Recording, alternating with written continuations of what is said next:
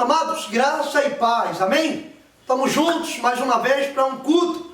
Até aqui nos ajudou o Senhor e por isso estamos alegres. Já quero agradecer por aquela abençoada oferta missionária que nós conseguimos tirar a semana passada, no domingo passado, não é? Graças a Deus, Deus nos abençoou, conseguimos R$3.000 de oferta de missões, já encaminhamos parte dela para a Convenção Nacional, vamos mandar também para a Convenção Regional e também para abençoar as missões locais, não é? Piripiri e Quixadá, que você sabe que nós temos esses campos missionários. E Deus está realizando uma grande obra no nosso meio, e eu louvo a Deus por isso. E hoje estamos aqui para louvar, para agradecer, para bendizer. Não vamos perder a oportunidade de louvar ao nosso Deus, tá bom? Deus continue abençoando você, Deus continue te fortalecendo, continue derramando do Espírito dele sobre você. Fique firme, porque logo logo nós estaremos de volta no nosso templo, louvando ao Senhor, né? É bom entender o seguinte: o templo está indisponível, mas a igreja continua aberta, amém? É isso que você precisa entender.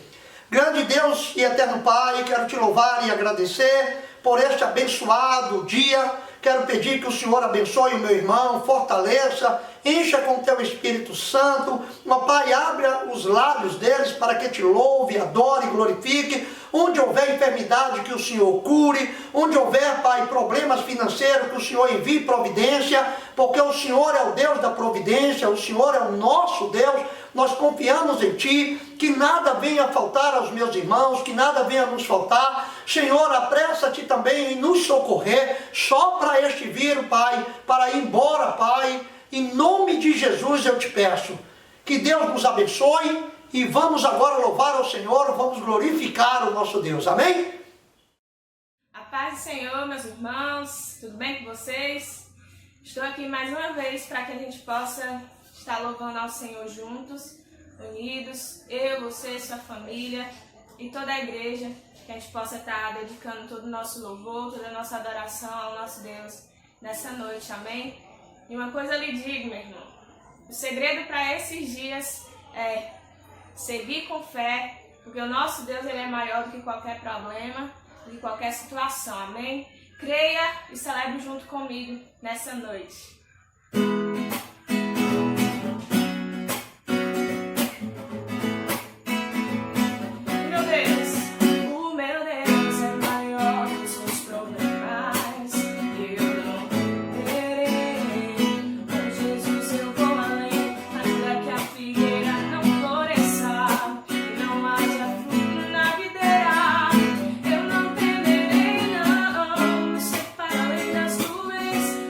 Deixou de brilhar.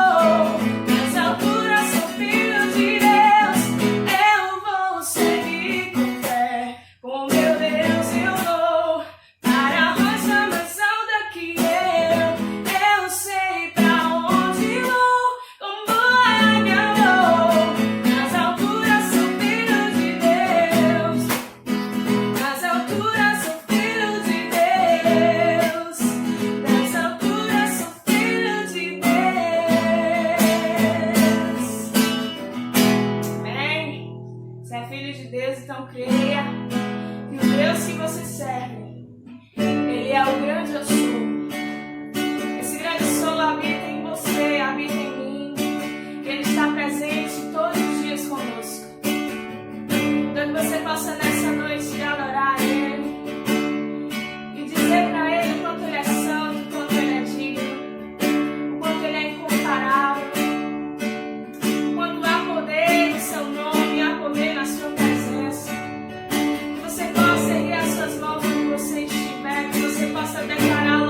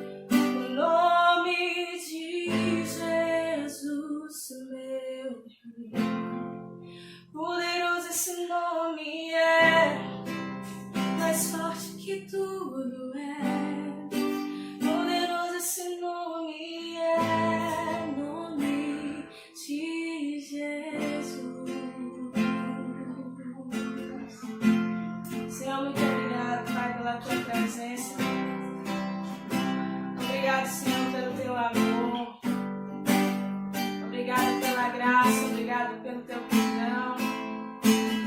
Obrigado pela tua misericórdia, Senhor, que se renova cada manhã sobre nossas vidas, Pai. E que uma forma de retribuir o teu amor, Senhor, seja ofertando a nossa vida em adoração a Ti. Uma forma, Senhor Jesus, de alguma forma retribuir, Senhor. Que as nossas vidas, Senhor Jesus, te sirvam. Que nós tenhamos um coração servo, um coração que te adora em espírito e verdade. Em nome de Jesus, nos ajude. Em nome de Jesus, Senhor, nos acompanhe, nos guarde. Nos guarde de todo mal, guarde os nossos corações. Em nome de Jesus. Muito obrigado por tudo que o Senhor tem feito sobre nós. E através de nós, Senhor. Em nome de Jesus. Amém, meu irmão. Que Deus lhe abençoe. Guarde você e sua família. A presença dele. Amém. Paz, Senhor. A paz do Senhor, Ibi. Nesse momento eu queria te convidar a se unir comigo em oração aí mesmo da sua casa. E nesse momento de oração, onde nós temos algumas causas para apresentar diante do nosso Senhor, eu queria trazer 3 lembretes que a palavra de Deus nos dá sobre por que nós oramos. E o primeiro é que Deus se importa. A Bíblia fala lá em Filipenses, capítulo 4, versículo 6, em tudo sejam conhecidas as vossas petições diante de Deus. Então o Senhor, Ele está interessado sim em ouvir se você está com medo, se você está se sentindo ansioso, se você se sente abandonado, sozinho, ou se você sente alguma mágoa. Apresente todas essas coisas diante do Senhor, as tuas causas, aquilo que tem incomodado, inquietado o teu coração. Apresente diante do Senhor, porque Ele se importa. Ele quer sim ouvir todos os nossos pedidos, todas as nossas petições. E por isso nós oramos. Nós oramos porque o Senhor se importa. E nós oramos também porque o Senhor, Ele está no controle. Lá em Salmos 24, no versículo 1 diz: do Senhor é a terra, a sua plenitude, o mundo e todos que nele habitam. Tudo isso está debaixo do controle do Senhor.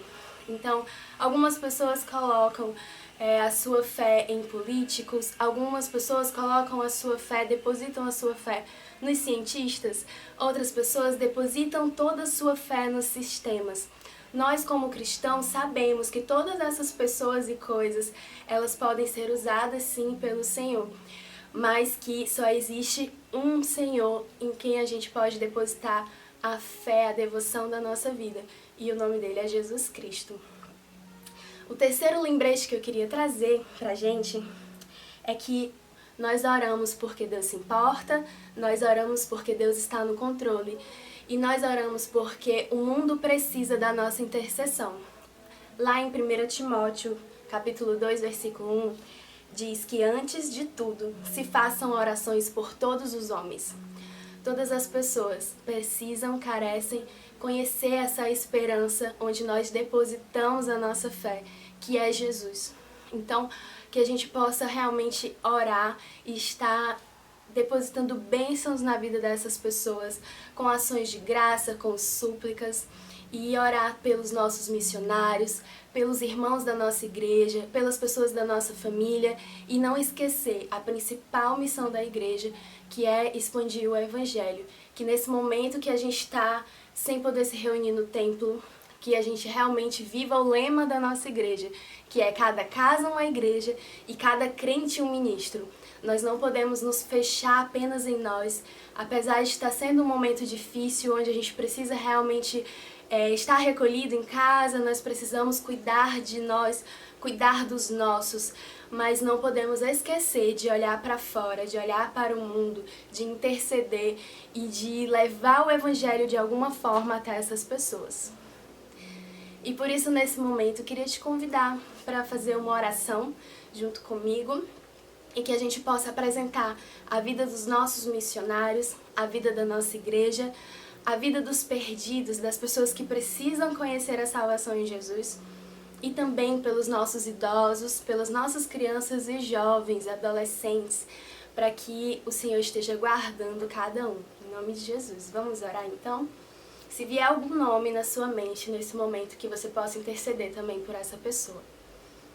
Senhor Deus, eu abençoo cada pessoa que está assistindo nesse momento com a gente. Que o Senhor possa visitar, Senhor, a vida de cada membro da nossa igreja, abençoar cada família, que o Senhor esteja derramando sobre nós sabedoria e graça para alcançarmos, assim, a melhor forma de ultrapassar essas barreiras que têm se apresentado. Queremos, Senhor, te entregar a vida dos nossos missionários, os missionários do nosso país e os missionários transculturais. Que o Senhor tome esses irmãos que estão na obra, que deixaram suas casas, que deixaram o conforto, né? E que realmente se colocaram à disposição do Senhor. Usa eles, Senhor, nesse momento para levar esperança a tantas pessoas que precisam. E que o Senhor possa blindá-los, Senhor, derramar saúde e proteção sobre a vida deles, Senhor. Em nome de Jesus, toma cada campo missionário, acampa os teus anjos ao redor daquelas pessoas, esteja desfazendo todo o jugo, Senhor, e crie circunstâncias que levem as pessoas daqueles campos a te buscarem, a clamarem o teu nome. Usa, Senhor, o teu Espírito Santo para colocar sede no coração das pessoas e que elas possam perguntar realmente a razão da esperança que existe em nós e que o Senhor possa usar os teus filhos, usar cada um de nós para responder a razão da nossa esperança ao nosso Senhor Jesus. Também te agradecemos pela vida da nossa liderança, abençoa nossos pastores, a nossa convenção, dá sabedoria, Senhor, para que eles possam cuidar de todos nesse momento. Protege eles, Senhor, em nome de Jesus. Também te agradecemos pela vida dos nossos idosos. Toma cada um nas tuas mãos, Senhor. Nos ajuda a honrá-los nesse momento, nos dá sabedoria, como podemos prestar auxílio, como podemos dar assistência para que nenhum se sinta abandonado ou sozinho. Em nome de Jesus, te agradecemos pelas nossas crianças, pelos nossos adolescentes, os nossos jovens, que o Senhor firme eles nos teus caminhos, que não permita, Senhor, que nesse momento eles sejam atacados pelo inimigo, mas que o Senhor esteja com os teus anjos acampados ao redor deles e que eles te busquem, Senhor, e te encontrem. Em nome de Jesus. Toma, Senhor, cada um de nós nas tuas mãos, abençoe nossas famílias, nos ajude a viver o propósito da nossa igreja, que cada casa seja uma igreja, que cada crente seja um ministro, que nós possamos nos lembrar dos que estão em nossa casa e ministrar sobre a vida uns dos outros. Em nome de Jesus, não nos deixa esquecer que o nosso propósito como igreja é ganhar os perdidos, consolidar os que estão com a gente, preparar aqueles que já estão consolidados e enviá-los, Senhor, a ganhar mais vidas. Em nome de Jesus, nós te agradecemos por esse momento, Senhor, na tua presença, que o Senhor continue nos dando capacidade, abrindo nosso entendimento para receber a palavra que vem agora. Em nome de Jesus, muito obrigada por esse momento. Amém. É com muita alegria que eu vou fazer parte dessa programação hoje. Agradecendo a Deus pela vida de todos, por todas as famílias e com muita saudade também. Que Deus possa ser louvado em nossas vidas, na vida da igreja. E que essa canção também que eu vou entoar ao Senhor ela me alegra muito. E por isso eu esta noite cantarei. Vocês possam cantar juntamente comigo. No instante eu te vi, parado à beira do caminho, cabisbaixo e sem direção, se sentindo tão sozinho, coração batendo angustiado em seu peito, você vive maus momentos.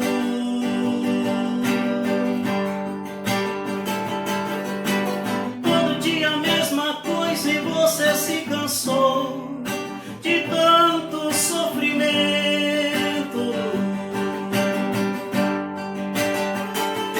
mas eu declaro que chegou a hora que Deus vai tirar você desse vento.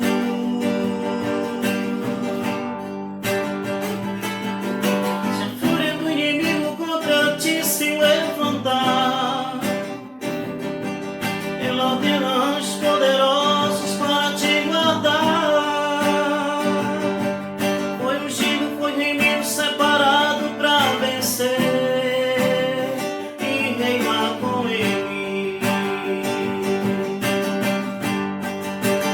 Deus vai na frente, garantindo uma vitória para os filhos seus, quebrando as correntes, sujeitando os inimigos, porque Ele é Deus. Vai sair água da rocha, com esse Deus não há quem possa, não há como o nosso Deus. Lá no Egito, quando a espada humilhou um tal de Faraó, que saudou a Israel e fez saber que aquele não estava só. Faz a morte virar vida, pra tudo tem uma saída, não há como o nosso Deus.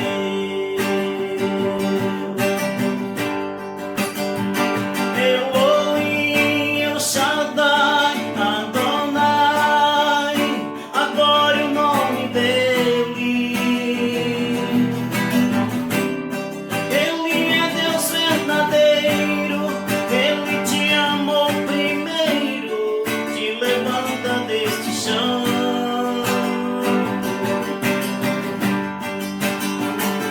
Elohim, El Shaddai, Adonai, adore o nome dele.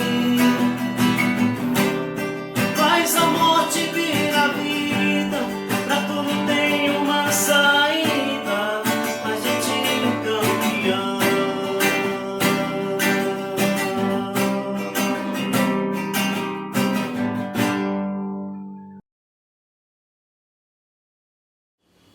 Amados, graça e paz. Que bom que estamos aqui mais uma vez para louvar, glorificar e exaltar o santo nome do nosso Deus. Ele é digno de toda honra, de toda glória e de todo louvor. Eu quero compartilhar com vocês hoje a palavra do nosso Deus, que se encontra em Lucas, no capítulo 21, a partir do versículo 20. E você pode acompanhar comigo. Lucas 21, a partir do versículo 20. Aí você pode abrir aí a sua Bíblia, seu tablet, seu computador, não é? Seu smart aí, e vamos ler a Bíblia, tá certo? Lucas 21, a partir do versículo 20. A palavra de Deus diz assim: mas quando virdes Jerusalém cercada de exércitos, sabei então que é chegada a sua desolação. Então, os que estiverem na Judéia, fujam para os montes.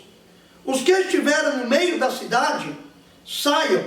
E os que nos campos, não entrem nela. Porque dias de vingança são estes, para que se cumpra todas as coisas que estão escritas. Mas ai das grávidas e das que criam naqueles dias, porque haverá grande aperto na terra, e irá sobre este povo, e cairão ao fio da espada, e para todas as nações serão levados cativos, e Jerusalém será pisada pelos gentios, até que o tempo dos gentios se complete. Grande Deus e eterno Pai, eu li a Tua palavra, Senhor, e peço que o Senhor me inspire, me conduza, para que eu possa levar esta reflexão a todos os irmãos neste momento. Em nome de Jesus eu te agradeço. Amém. Amados, aqui é um momento em que Jesus estava profetizando acerca do futuro breve da nação de Israel. Jesus estava falando para a nação de Israel. E Jesus estava dizendo que haveria um cerco, um aperto em Jerusalém, e que muitos daqueles lugares, daquela cidade, iriam fugir, e outros teria que ser levado como escravos, ser vendido para as nações. Isto aconteceu em um período da história. Antes de nós avançarmos um pouco mais sobre esta situação, eu gostaria de lembrar vocês que no capítulo 12 de Gênesis, Deus havia escolhido a nação, não é, de Israel, através de Abraão, para que fosse a luz para as nações. Ou seja, o Deus de Abraão seria conhecido entre todas as nações. Portanto, através da descendência de Abraão, todas as demais nações da terra haveriam de conhecer o Deus de Abraão, que é o Deus da Bíblia, não é? O Deus que nós pregamos e ensinamos. Muito bem.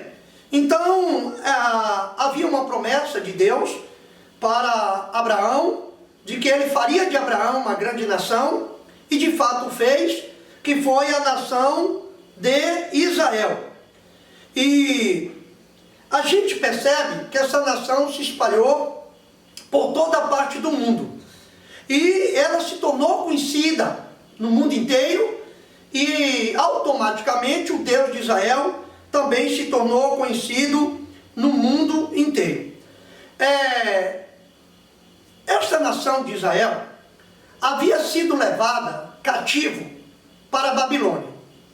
E lá na Babilônia, Deus decidiu revelar para o rei Nabucodonosor o que haveria de acontecer entre as nações. E é nisso que eu quero focar com vocês nesta noite. Profecias na Bíblia são inúmeras, e a gente poderia tratar várias profecias. E eu quero dizer para vocês que certamente não vamos esgotar o assunto. Vamos dar só uma pincelada para que todos vocês possam acompanhar e entender o que tem acontecido entre as nações. Então preste atenção. Deus revelou por meio de Nabucodonosor o que haveria de acontecer no mundo. No capítulo 2 de Daniel, no versículo 1 até o versículo 45, a Bíblia trata de um sonho, uma visão que o rei Nabucodonosor teve. E ele não entendeu a visão. E ele convidou todos os adivinhos, não é, dali do seu reino, para contar o sonho que ele teve e lhe dar a interpretação. Claro que eles não conseguiram fazer isso, mas encontrou ali um homem chamado Daniel, que tinha sido levado cativo e que era um homem que temia ao Deus de Abraão, não é? Então, este Daniel, ele interpreta, não só revela o sonho que o rei teve, mas também interpretou o sonho do rei. E ele revelou o sonho, mostrando o que ia acontecer entre as nações até o final dos tempos. Então, se liga aí, porque Daniel revela o que vai acontecer entre as nações até o final do tempo, até Jesus voltar. Então imagine, o rei sonhou que viu uma grande estátua, e essa estátua, ela tinha a cabeça de ouro, ela tinha o tronco de prata, ela tinha a cintura para baixo de bronze, não é? E ela tinha as pernas de ferro e os pés de uma mistura de ferro com barro. Então isso é interessante você compreender. Daniel contou o sonho que ele teve, a visão que ele teve, e deu também para ele a interpretação. Na interpretação, Daniel disse: rei, a cabeça de ouro és tu. Tu estás dominando sobre toda a terra, não é? E teu reino é poderoso, e todas as nações estão subjugadas a ti. Você sabe que o mundo foi sempre assim, não é? De domínio em domínio. Tem sempre uma nação que está dominando o mundo. Guardou essa frase aí? Tem sempre uma nação que está dominando o mundo. O Egito já tinha dominado, né? Você sabe também da Síria. Agora nós temos aí a Babilônia dominando. Ele disse: tu és esse rei, mas depois de ti virá um outro rei, que é um reino de prata, não é? 2 braços, não é? Representando aqui, na época, não sabíamos quem era, mas Daniel disse: então esse reino virá. E foi exatamente os medos e os persas, não é? Que derrubou a Babilônia e tornou a Babilônia um lugar realmente ermo, que foi se esvaziando, até que se tornou na Babilônia, que está até hoje lá, sem ser levantada, erguida novamente, ok? Mas ele disse, agora depois desse reino de prata, virá um outro reino, que é um reino de bronze. Este reino de bronze faz alusão aos gregos, que posteriormente a história vai revelando, não é, o que Daniel tinha visto. Então um outro reino, que derrubava os medos e os persas. É aquela luta, não é, do carneiro com 2 chifres, lutando com um carneiro de um chifre só, não é? Fazendo alusão aos gregos, que viria contra os medos e os persas. Depois, ele diz, mas depois vem um outro reino. Este reino é um reino de ferro, porque o ferro esmiuça tudo.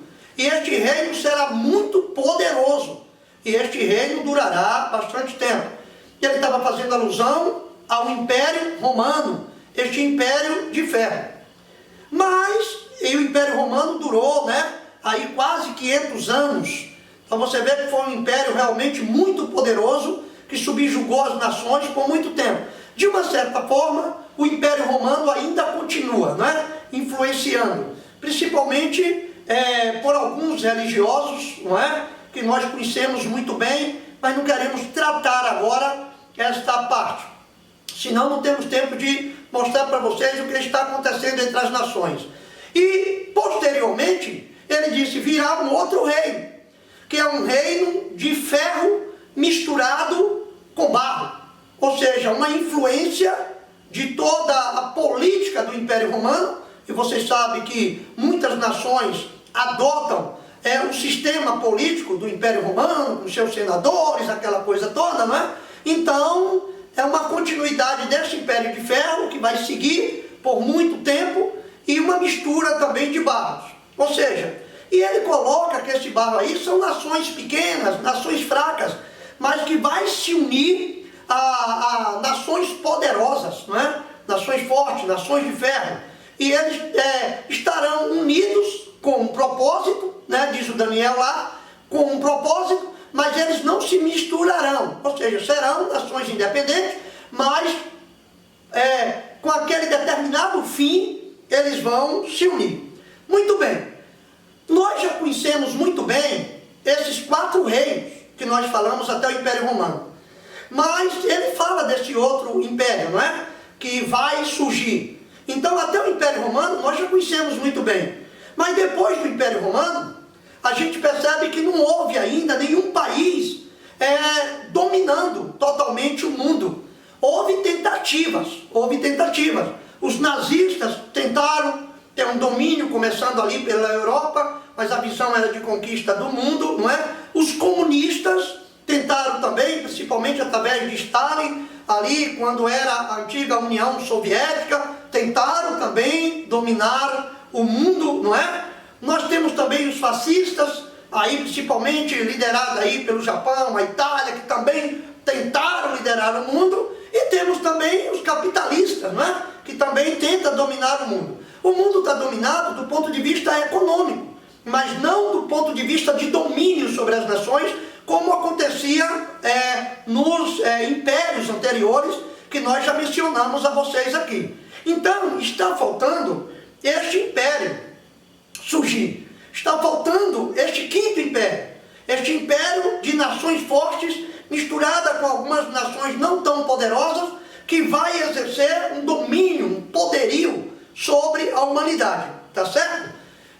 Eu costumo dizer o seguinte, os historiadores, eles registram e narram os acontecimentos históricos, mas os profetas bíblicos antecipam e narram acontecimentos históricos que estão por vir. Parece aí uma contradição, mas é apenas um paradoxo.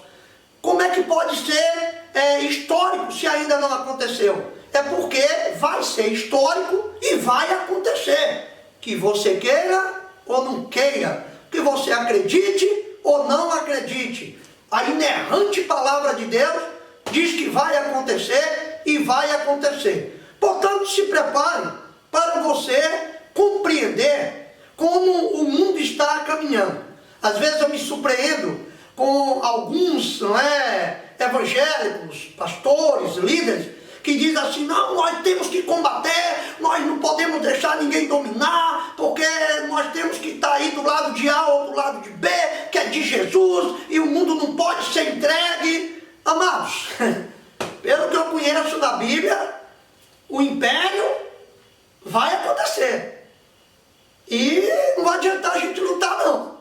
Vai acontecer. Não que nós queiramos, mas a desobediência do homem vai levar ao cumprimento das profecias.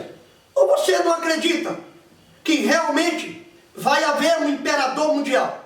Ou você não acredita que realmente vai haver um domínio nessa terra de um só governo e que todo mundo vai estar subjugado a ele? Não quero entrar no detalhe do Apocalipse agora, o tempo é curto para nós, mas eu vou te dando luz aí para você pensar. Então você não acredita mesmo que haverá um governo do anticristo? Você não acredita mesmo que haverá um domínio mundial?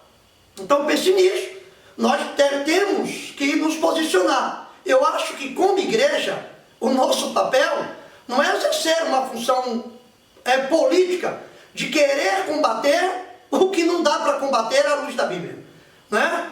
Eu creio que nós devemos reivindicar direitos. Agora eu creio que o papel da igreja é alertar o povo, alertar, avisar o que vai acontecer, não dizer que não vai acontecer, porque aí nós seríamos falsos, nós estaríamos negando a Bíblia.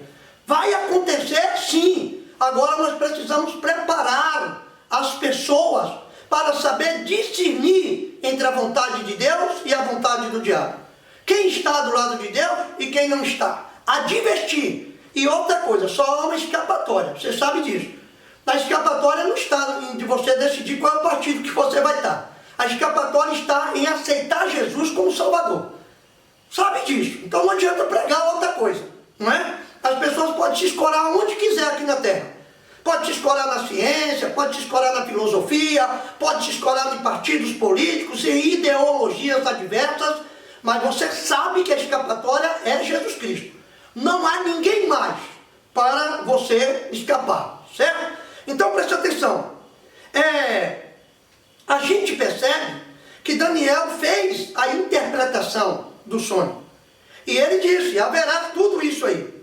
E você vai observar que a sequência histórica continua para que chegue ao Quinto Império. Depois do Império Romano, nós temos aí várias coisas acontecendo. E várias coisas vão acontecer. Observe que dentro do Império Romano, Jesus já disse, olha para Israel e vocês vão entender quando o fim estiver chegando. Israel é o relógio de Deus que anuncia o fim dos tempos. Se você olhar para a história de Israel e acompanhar a luz da Bíblia, você saberá exatamente quando está se aproximando o fim. Apareceu uma epidemia, uma pandemia, é o fim? Não, tem muita coisa para acontecer historicamente. Eu posso analisar as profecias bíblicas do ponto de vista histórico, eu posso analisar do ponto de vista da natureza, eu posso analisar do ponto de vista religioso, não é? E a gente chegará a várias conclusões. Aqui eu estou mostrando um pouquinho da história, só para você ter uma ideia do que está por vir. Então veja só, a sequência histórica continua. Jesus disse que Jerusalém seria cercada, e de fato foi. No ano 70, Tito, não é? Ele cercou Jerusalém, ordenou o cerco de Jerusalém. E, de fato, os judeus que estavam fora da cidade não voltou mais para lá. Os que estavam na cidade tentaram sair. Muitos deles foram escravizados e levaram. O historiador Joséfo diz que aproximadamente 120 mil judeus, não é, foram levados cativos pelo Império Romano. Conforme Jesus havia dito que muitos seriam levados cativos. E naquele tempo, Jerusalém foi destruída. O templo foi colocado abaixo. Inclusive as pedras foram removidas para se cumprir uma outra profecia de Jesus, que diz que não ficará pedra sobre pedra que não seja derribada. Mas naquele período, o povo judeu se espalhou entre as nações. Se espalhou entre as nações. Eles já não estavam sob domínio próprio, já há muitos anos. Porque o Império Romano, os gregos tinham imperado sobre ele. Logo em seguida, veio os romanos imperando sobre eles.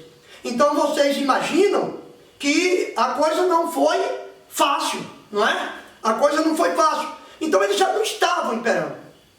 E agora o povo de Israel tinha sido espalhado entre as nações. E estavam espalhados pelo mundo. Deixa eu dizer para vocês, eles ficaram de Jesus para cá há quase 1500 anos sem uma nação, sem ter um território próprio, apesar de já ter vindo de vários cativeiros. Eles se espalharam, mas eles não perderam a sua identidade nacionalista. Tanto é que tem judeus espalhados por toda parte do mundo, mas estes judeus continuam mantendo a sua identidade judaica. Isso é muito importante. E eu quero lembrar a vocês, não é que havia uma profecia a respeito de Israel, proferida por Ezequiel. Lá em Ezequiel 37, no capítulo 1, 37, versículo 1 ao 14, Ezequiel, ele viu um vale de ossos secos, milhares de pessoas, né, sepultadas em um só túmulo. E Deus mostrou para ele um vale de ossos secos. E ele diz: filho do homem, profetiza sobre esses ossos. Pode porventura esses ossos viver? E Daniel disse: tu sabes, Senhor. Ezequiel, melhor dizendo, sabe o que ele fez? Ele disse: profetiza sobre esses ossos. E ele profetizou sobre os ossos. E os ossos começaram a se mexer, ganharam nervo, ganharam carne e ficaram em pé. Ele diz: filho do homem, esses ossos aí representam a nação de Israel. Eis que eles dizem: estamos mortos, estamos sepultados, estamos acabados, não há mais esperança para nós. Mas eis, filho do homem, que eu derramarei do meu espírito sobre eles, eu tirarei eles da sepultura, e eu trarei eles de volta para a terra que eles saíram, e plantarei eles naquela terra, e ninguém mais vai tirar de lá. Você pode ver isso aí em Isaías 27, versículo 6. Plantarei raízes, Jacó plantará raízes em Israel, ninguém mais vai conseguir tirar de lá. Aí você, Israel, desde os anos 70, sem ter um estado próprio, não é? Aí o que acontece? Em 1947, depois da Segunda Guerra Mundial, não é? Israel vai ter o seu estado de volta. Por quê? Porque aquela profecia de Ezequiel do Vale de Ossos Secos se cumpriu na Segunda Guerra Mundial. Hitler foi o responsável pelo cumprimento dessa profecia. 6 milhões a mais de judeus foram assassinados por Hitler. E muitos deles estavam totalmente cadavéricos. Eles eram asfixiados em câmaras de gases. Depois, ainda vivos, eram jogados em sepulturas e eram sepultados. Mas só que era um povo que Deus tem promessa para ele. Basta vocês olharem na Bíblia. A promessa continua. A promessa para Israel ainda não chegou ao fim. Há muitas coisas que Deus ainda vai cumprir com Israel. Muitas coisas. Então, não estou falando aqui da salvação, que a salvação é só por meio de Cristo. Mas eu estou falando das ações políticas. As ações políticas. Então Deus está no controle de tudo. Basta você lembrar de Nabucodonosor. Deus poderia ter dado sonho para Daniel, não é? Poderia ter dado sonho para um homem dele, mas ele procurou um político chamado Nabucodonosor. Não tinha nada a ver com ele. Era até idólatra. Para revelar, porque Deus é o Senhor das nações. Não foi à toa que ele falou que usaria Ciro, não é? Usaria um rei chamado Ciro, um imperador, para libertar o povo lá do cativeiro da Babilônia. E ele cumpriu a palavra dele do jeito que ele tinha falado. Então não é à toa. Então Deus está no controle de tudo. Acalma teu coração. Fique frio. Porque se você é de Deus, você não tem o que temer. Você só tem que estar preparado. Amém? Então observe, querido, depois da Segunda Guerra Mundial, depois dessas atrocidades, os judeus estavam praticamente acabados. Eles diziam, nós não temos mais, mas aí começou um movimento sionista. Eles começaram a querer a terra dele de volta. E nós, os brasileiros, tivemos o privilégio de participar da reunião da ONU em 1947, onde o Estado de Israel fora criado. E quem presidiu a reunião foi o chanceler brasileiro Oswaldo Aranha. A aliança com Israel é coisa séria, porque Deus tem promessa com Israel, e a gente precisa ficar atento às profecias bíblicas. E se vamos agir do ponto de vista de que Deus tem o domínio. Mas não se esqueça que salvação só em Cristo Jesus, certo? Nós não teremos como mudar a história escatológica. Você pode mudar a história de uma nação, tirando da fome, melhorando o saneamento básico, sistema de saúde. Agora, nós evangélicos não temos como reverter escatologicamente o que está traçado na Bíblia, porque não depende de nós, dependeria do arrependimento da humanidade, igual fez lá o rei de Nínive, não é? Quando ouviu a voz de Jonas. Mas o povo não quer se aquebrantar, continua duvidando e fazendo chacota de Deus. Aí vai pagar o preço. E nós que estamos na terra, pagaremos algum preço, mas subiremos para estar com o Senhor Jesus nos ares. Amém? Então vamos lá. Aí a gente vai ver que na palavra do nosso Deus em Isaías, capítulo 66, versículo 8, ele diz assim: poderia nascer uma nação em um só dia? Poderia, da noite por dia, uma nação se estabelecer? Mas Sião, antes mesmo de dar à luz, antes mesmo da gestação, já deu à luz. Ou seja, Isaías estava afirmando que a nação de Israel renasceria em um só dia. E essa profecia se cumpriu exatamente neste ano de 1947, para a honra e a glória de Jesus Cristo. Dia 29/11 de 1947, em uma reunião da ONU, o chanceler brasileiro decretou a criação do Estado de Israel. Fica atento aí, Brasil. Estamos ligados na participação com este povo, que Deus tem uma aliança com eles. É bom lembrar disso. Eles quebraram a aliança com Deus, mas a aliança que Deus tem com eles ainda não concluiu, ainda vai concluir. O Rei dos Reis ainda está reinando sobre Israel. Nenhum rei se levantará, porque Jesus foi o rei que assumiu o trono de Davi. Ok? Então, Jesus é o Rei dos Reis e o Senhor dos Senhores. Ele está no domínio de tudo, está no controle de tudo. Muito bem. Agora, qual é o milagre da manutenção? Por que ninguém vai tirar Israel de lá? Se todo dia ouve-se ameaças que Israel será varrido do mapa. Ora, meu irmão, a confiança não está em político. A confiança não está nos armamentos bélicos. A confiança está na palavra de Deus. E nós que somos os cristãos, sabemos que essas coisas ainda vão acontecer. Então preste atenção. Israel, em 1948, já sofreu o primeiro ataque liderado pelo Egito. Eles não admitiram a criação do Estado de Israel e avançou contra Israel. 700 mil soldados israelenses lutaram com aproximadamente 30 milhões de inimigos. E Israel venceu e se estabeleceu na terra deles. Ok?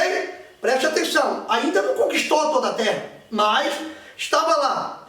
Em 1956, mais uma vez o Egito lidera uma outra guerra contra Israel. Israel surpreende e mais uma vez vence. Em 67, vem com tudo contra Israel. Israel mais uma vez surpreende, vence. E agora, pelo contrário, quase que ele toma o Egito. Se não fosse o pedido de cessar-fogo das Nações Unidas, ele teria tomado. E mais, em 73, nós temos a guerra do Yom, dia do perdão. Eles estavam lá orando, foram atacados de surpresa, reagiram, venceram e tomaram conta. Em 1990, ontem, né? Ontem, 1990 e 1991, Saddam Hussein, ele atacou o Kuwait, que era uma desculpa, mas na verdade o trampolim dele era Israel. Mas aí tem uma águia, né? Que Deus usa para proteger Israel. Os Estados Unidos entrou, não é? Mandando lá mísseis, que podia combater os mísseis que eram enviados, e Israel mais uma vez se estabeleceu lá. E Israel continua lá. Se a Bíblia diz que ninguém mais vai arrancar de lá, então ninguém mais vai arrancá-lo de lá. E Saddam Hussein estava tentando levantar a Babilônia, não é? Estava tentando reconstruir a antiga capital da Babilônia, quando o império dele foi ao fim. Então, só para você ver que as coisas, as profecias bíblicas são sérias, tá bom? Então a gente tem que ficar atento. Em Mateus, capítulo 24, versículo 15, eu queria que você acompanhasse comigo aqui. Mateus 24, 15. Encontrei, vamos ler aqui. A palavra de Deus diz assim: quando, pois, virdes que a abominação da desolação de que falou o profeta Daniel está no lugar santo, quem lê, entenda.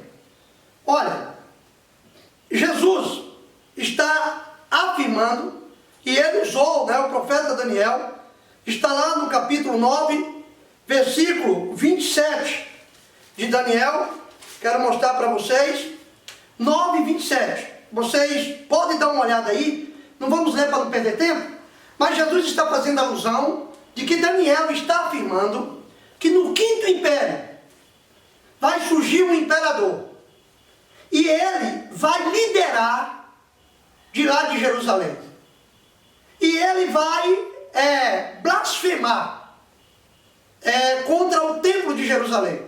Então o que é que isso pressupõe? Que o templo vai ser reconstruído em Jerusalém. Não sabemos precisar a data, mas já temos informações de que os judeus, principalmente os ortodoxos, estão preparados para começar a construção do templo assim que a oportunidade for concedida por Deus. Mas o material já está disponível para a construção. E assim, como o Império Grego, na época ali do período de silêncio, não é? Aqueles 400 anos entre o Antigo e o Novo Testamento, assim como o Império Grego, através dos descendentes de Alexandre o Grande, principalmente com Antíoco Epífanes, que invadiu o templo, não é? Ali guerreando contra os macabeus, ele destruiu o templo de Jerusalém e blasfemou no templo, inclusive sacrificando porcos no templo. A Bíblia diz que o governo do Quinto Império Mundial, que está se formando, vai liderar o mundo. E ele vai blasfemar do templo.